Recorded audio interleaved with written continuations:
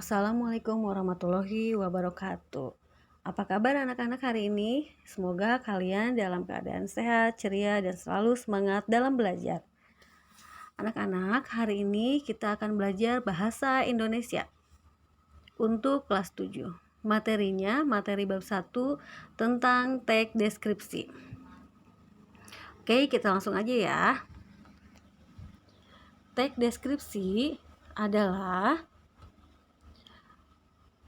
suatu teks yang memberikan gambaran suatu objek atau peristiwa yang berdasarkan hasil dari pengamatan, perasaan, dan pengalaman dari penulis.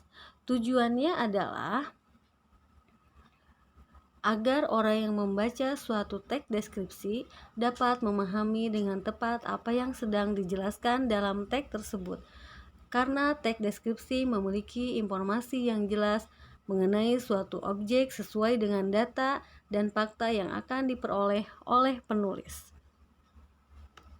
Selanjutnya, kita ke struktur teks deskripsi. Strukturnya ada 3. Ke-1, identifikasi. Identifikasi misalnya bagian yang mengenalkan objek tempat atau orang yang akan dideskripsikan, berisi ciri umum seperti nama, objek, lokasi, dan ukuran keseluruhan. Yang keduanya adalah deskripsi bagian. Deskripsi bagian yang memuat gambaran rinci dari objek yang digambarkan. Penggambaran ciri-ciri tersebut bisa sambil memecah bagian-bagian dari objek secara rinci. Yang ketiganya adalah penutup. Penutup berisi kesan umum yang didapatkan oleh penulis setelah melihat objek tersebut. Selanjutnya adalah sebentar ya. Selanjutnya kita ke deskripsi dibagi 2, jenis-jenisnya ya. Jenis-jenisnya dibagi 2, yaitu deskripsi imajinatif dan deskripsi faktual. Deskripsi imajinatif adalah teks yang melukiskan ruang atau tempat berlangsungnya suatu peristiwa. Penggambarannya harus dilihat dari berbagai segi agar pembaca merasakan dan melihat dengan jelas perasaan penulis. Yang keduanya adalah deskripsi faktual.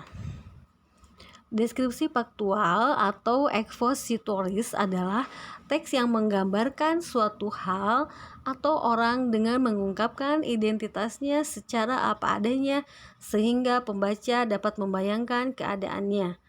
Pada teks deskripsi ini, penulis harus memberikan berbagai sudut pandang agar pembaca dapat membayangkan isi teks dengan jelas. Kalian bisa baca contohnya nanti ya. Nah, sekarang langsung kita ke ciri-cirinya. Ciri-ciri teks deskripsi adalah yang ke-1, paragraf atau karangan deskripsi menggambarkan atau melukiskan sesuatu. Yang keduanya, paragraf yang digambarkan dijelaskan secara sangat jelas dan rinci serta melibatkan kesan indera. Misalnya kesan indera pendengaran, penglihatan, dan perasaan. Oke, ketiga ya, ketika pembaca membaca teks deskripsi, maka seolah-olah merasakan langsung apa yang sedang dibahas di dalam teks.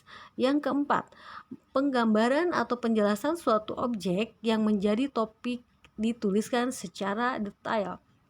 Yang kelima, teks deskripsi menjelaskan ciri-ciri fisik objek seperti bentuk, ukuran, warna, atau ciri-ciri psikis atau keadaan suatu objek dengan rinci. Sekarang yang terakhir ya anak-anak. Yang terakhir adalah kita ke unsur kebahasaan. Unsur kebahasaan dari teks deskripsi adalah 1. Rujukan kata atau pronomina.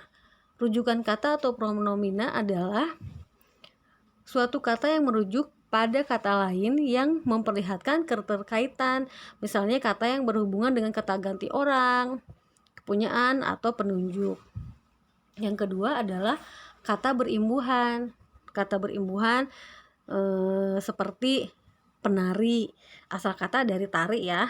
Terus berjumlah, asal katanya dari jumlah, atau satu lagi ya, nyanyi, asal kata kan asal kata nyanyi ya, jadi menyanyikan, jadi kata berimbuhan ya. Sekarang kita ke konjungsi. Apa itu konjungsi? Konjungsi itu kata sambung atau kata hubung.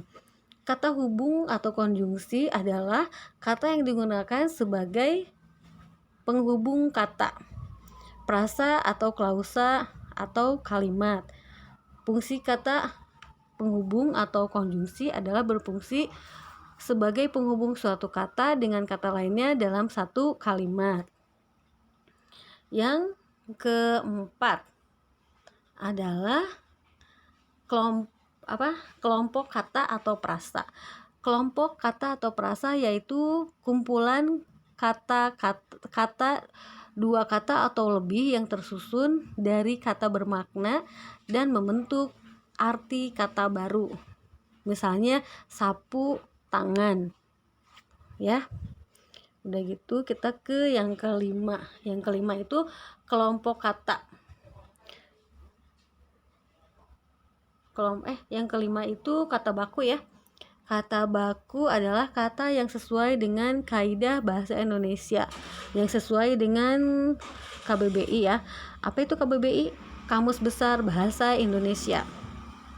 Ya, untuk yang kata baku misalnya telur jadi telur, jadwal jadi jadwal, kayak gitu, rejim seperti itu ya.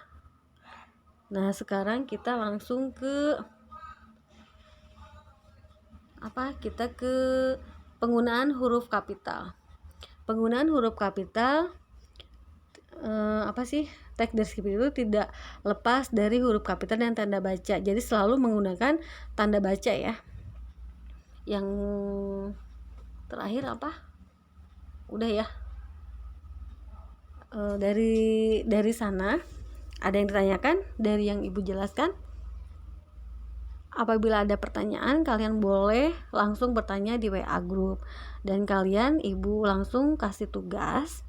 Dan tugasnya adalah kalian melihat video itu, melihat video yang Ibu kasih, dan udah gitu kalian mendeskripsikan tentang video yang Ibu berikan.